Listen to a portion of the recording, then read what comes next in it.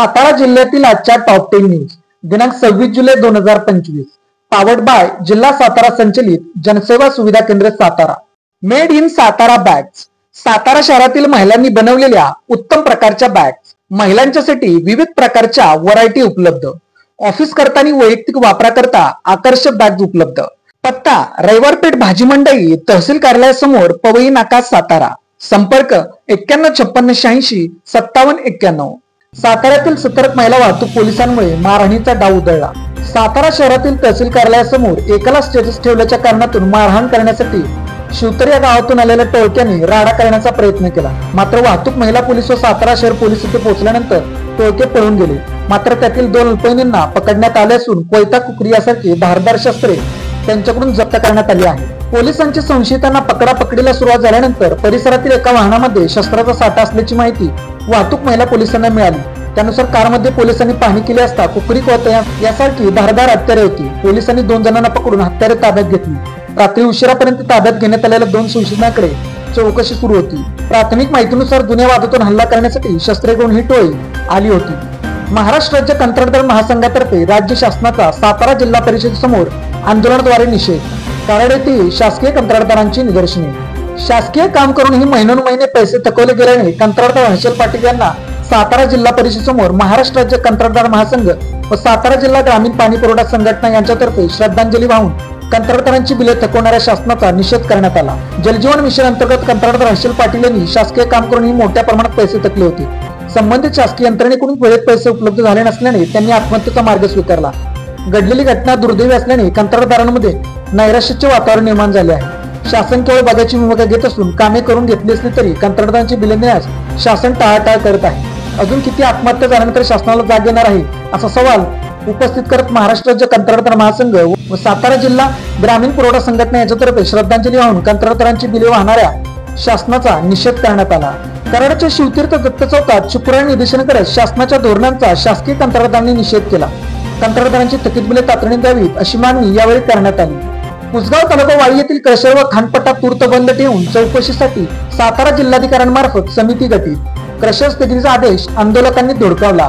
कुसगाव तालुका वाई येथील क्रशर व खानपट्टा तूर्त बंद ठेवून जिल्हास्तरीय समितीमार्फत चौकशी करण्याचे आदेश जिल्हाधिकारी संतोष पाटील यांनी दिले। मदत व पुनर्वसन मंत्री मकरंद पाटील, खासदार नितीन पाटील यांच्या मार्गदर्शनानुसार वाई तालुका राष्ट्रवादी काँग्रेसचे अध्यक्ष प्रमोद शिंदे, प्रतापराव पवार, दिलीप पिसाळ यांनी जिल्हाधिकाऱ्यांना निवेदन दिले। त्यानुसार क्रशर व खानपट्टा मंजुरी व वस्तुस्थिती तपासणीसाठी जिल्हास्तरीय समितीबाबत चौकशी करून आठवड्याभरात अहवाल पुढील कार्यवाही करण्यात येईल असे जिल्हाधिकाऱ्यांनी यावेळी स्पष्ट केले। कुसगाव ग्रामस्थांनी क्रशर विरोधात मुंबईच्या दिशेने लॉंग मार्च काढला आहे। लॉंग मार्चच्या 8व्या दिवशी रावेत येथे जिल्हा प्रशासनाने लगबगीने तात्पुरता स्थगिती आदेश दिला। यावेळी शासकीय अधिकाऱ्यांनी आंदोलनकर्त्यांना तात्पुरती स्थगिती आदेश स्वीकारावा अशी विनंती केली। मात्र आंदोलनकर्ते आपल्या भूमिकेवर ठाम राहत जोपर्यंत आम्हाला दगडदान व क्रशर बंद झालेला आदेश दिला जात नाही तोपर्यंत आंदोलन थांबवणार नसल्याचे आंदोलकांनी सांगितले।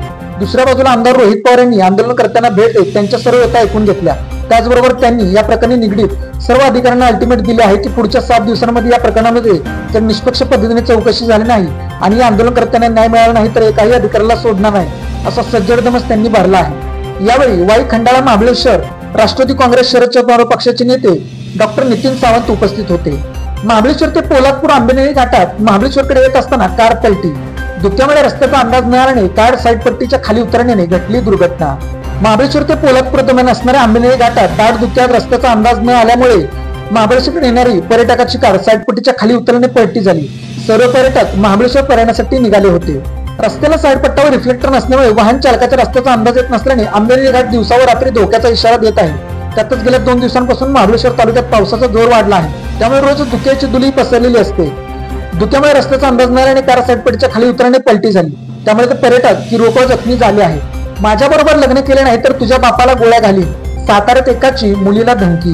युवतीचा विनयभंग तसेच तिला धमकी दिल्याप्रकरणी एका विरोधात सातारा शहर पोलीस ठाण्यात गुन्हा नोंदवण्यात आला आहे। त्याबाबत पोलिसांनी दिलेली माहिती अशी: माझ्यासोबत लग्न केले नाही तर तुला व तुझ्या बापाला गोळ्या घालीन, तुझ्या बापाला केस मागे घ्यायला लाव नाहीतर त्याचे हातपाय तोडीन अशी धमकी देऊन युवतीचा विनयभंग केल्याप्रकरणी निखिल पवार राहणार कोडोली सातारा याच्या विरोधात सातारा शहर पोलीस ठाण्यात गुन्हा दाखल करण्यात आला आहे। ही घटना दिनांक 30 एप्रिल पासून वेळोवेळी घडली आहे। रस्त्यात अडून वेळोवेळी धमकी देत संबंधितांनी विनयभंग केला असल्याचे युवतीने तक्रारीत म्हटले आहे। विजयाबावी सिव्हिल मधील नेत्र शस्त्रक्रिया 2 दिवस बंद। सातारा जिल्ह्यातील नेत्ररुग्णांसाठी मोलाची भूमिका बजावणाऱ्या जिल्हा रुग्णालयातील नेत्र विभागातील शस्त्रक्रिया विजाबाई 2 दिवस बंद होती. 2 दिवसांपूर्वी 3 पीस कनेक्शन मधील बिघाड झाल्याने वीज पुरवठा खंडित झाला होता. त्यामुळे पायाभूत सुविधा पुरवणाऱ्या यंत्रणांनी रुग्णालयासारख्या महत्वाच्या संस्थांच्या अडचणी सोडवण्यासाठी तातडीने उपाययोजना करणे गरजेचे आहे. नडशी तालुका कराड येथे बिबट्याचा दुचाकी स्वारावर हल्ला, युवक थोडक्यात बचावला. कराड तालुक्यातील नडशी येथील तळी नावाच्या शिवारात शुक्रवारी सकाळी 11 वाजण्याच्या सुमारास बिबट्याने दुचाकीस्वार युवकावर हल्ला केला.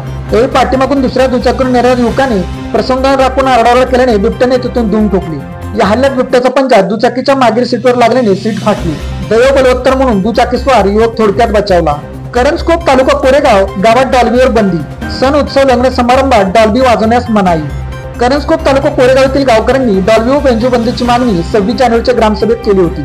लोकांच्या मागणीचा विचार करून करंजखोप येथील सरपंच राधिका धुमाळ यांनी दिनांक 25 जुलैपासून डॉल्बी बंदीच्या अंमलबजावणीस सुरुवात केली आहे. लोकहिताचा विचार करून सरपंचांनी या मागणीच्या ग्रामसभेत झालेल्या ठरावाची अंमलबजावणी तातडीने करण्याचे ठरवले. करंजखोप येथील गावकऱ्यांनी प्रजासत्ताकाचे औचित्य साधून 26 जानेवारी रोजी डॉल्बी बंदी बंदीबाबत एक महत्वपूर्ण व ऐतिहासिक निर्णय ग्रामसभेत घेतला होता.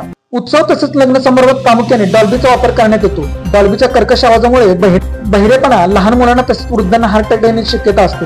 लोकांनी सण उत्सव मिरवणूक दरम्यान पारंपरिक वाद्याचा वापर करावा. कार्यक्षेत्रातील इतर गावांनी सुद्धा पुढाकार घेऊन करंजखोप गावचा आदर्श घ्यावा अशी विनंती अविनाश माने, प्रभारी वाटर पोलीस ठाणे यांनी केली आहे. कोयना विभागातील मेंढेघर कदमवाडी तालुका पाटण येथे वादळी वाऱ्यामुळे जमिनीवर पडून तुटलेला वीज वाहक तारेला स्पर्श झाल्याने शेतकऱ्याचा मृत्यू. कोयना विभागातील मेंढेघर कदमवाडी येथे वादळी वाऱ्यामुळे तुटून पडलेल्या विजेच्या तारांचा धक्का बसून मोहन अंबाजी कदम वय 55 या शेतकऱ्याचा मंगळवारी दिनांक 22 जुलै रोजी दुपारी मृत्यू झाला. मेंढेघर कदमवाडी येथील मोहन कदम मंगळवारी सकाळी जनावरे चारायला शेतात गेले होते. सायंकाळी जनावरे घरी परतली, मात्र मोहन कदम घरी न परतल्याने कुटुंबियांनी शोधाशोध सुरू केली. त्यावेळी शेताच्या मारणावर त्यांचा मृतदेह आढळून आला. त्याच ठिकाणी वाऱ्यामुळे तुटून पडलेली विद्युत तारही दिसून आली. अचानक स्पर्श झाल्याने विजेचा जोरदार धक्का बसून त्याचा जागी मृत्यू झाला असल्याचा प्राथमिक अंदाज वर्तवण्यात येत आहे. या घटनेमुळे वीज कंपनीविरोधात ग्रामस्थांमधून तीव्र संताप व्यक्त होत आहे. महाबळेश्वरमध्ये शिवसेना ठाकरे पक्षाकडून खड्ड्यात वृक्षारोपण. महाबळेश्वर तालुक्यात पावसामुळे मुख्य रस्त्यांसह अंतर्गत रस्त्यांची चाळण झाली आहे. प्रशासनाने याकडे दुर्लक्ष केले आहे. या विरोधात शिवसेना ठाकरे पक्षाच्या वतीने मंगळवारी खड्ड्यात वृक्षारोपण करून निषेध नोंदवण्यात आला. यावेळी 8 दिवसात खड्डे न मोजल्यास तीव्र आंदोलन करण्याचा इशारा यावेळी देण्यात आला. पावसाळ्यात कपडे सुकवण्याची एकदम सोपी पद्धत, इझी ड्राय सिस्टीम. सहज वापरता येणारी, दोरीच्या साहाय्याने वर खाली होणारी, घराच्या बाल्कनीत मोकळ्या जागेत बसवता येणारी. अधिक माहितीसाठी फ्री विजिटसाठी संपर्क 9156865791. Lalit tailors, look good feel good. शाळा, कॉलेज, विविध व्यवसाय या ठिकाणी लागणारे जॅकेट बनवून मिळवण्याचे योग्य ठिकाण, पवई नाका, सातारा. अशाच बातम्यांसाठी जिल्हा सातारा या यूट्यूब चॅनेलला सबस्क्राईब करा. व्हिडिओ आवडल्यास व्हिडिओ लाईक करा, व्हिडिओवर कमेंट करा आणि व्हिडिओ जास्तीत जास्त लोकांपर्यंत शेअर करा.